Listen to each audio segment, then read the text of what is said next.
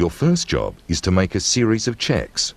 These are all important for operational and safety reasons and should be undertaken on a daily basis before you start any work. Firstly, you'll need to check that the fluid levels are correct. For the engine oil, hydraulic oil, and engine coolant. For other forklift brands, you will also need to check the levels of transmission oil, brake fluid, and power steering fluid. Then check the belts and hoses both for tension and for any water or oil leaks. Ensure the starter battery terminals are clean and that the water level is topped up. If the truck is fitted with LPG, check that all connections are tight, that there are no leaks, the cylinder is not out of date, and that the forklift is fitted with an LPG compliance plate. The next step is to make a number of visual checks. Check all tyres for damage and wear. Remove any plastic around the wheels. Can you see any damage, cracks, or signs of oil leaks on the mast assembly? Do the lift and tilt systems look okay?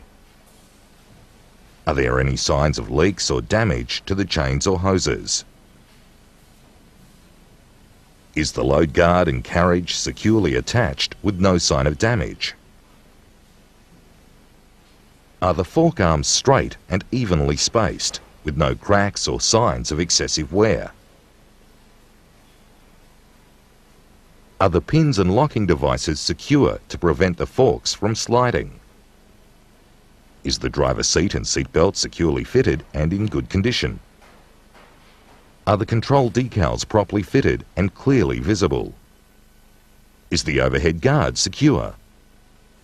Are the mirrors and windscreens properly adjusted and clean?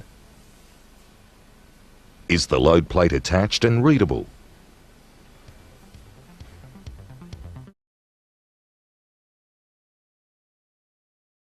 When you enter the cabin, do so from the left side.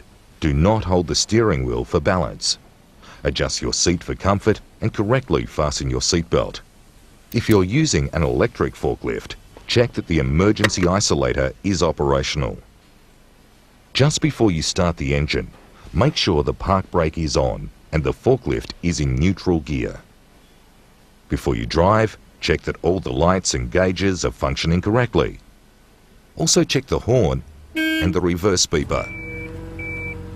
Before you set off, make sure the immediate area is clear. It's also a good idea to check the ground for any oil or fluid stains after you've moved off. Drive forward and in reverse to make sure the brakes are functioning properly.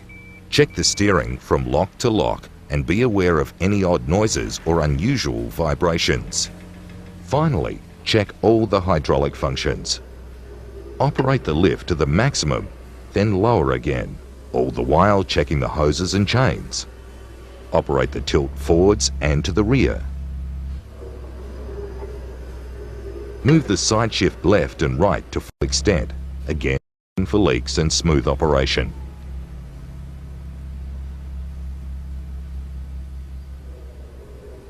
If you do find a fault, park the forklift, remove the key, and place a Do Not Use tag where it is clearly visible. Then report the fault to your supervisor immediately so that a technician can be called.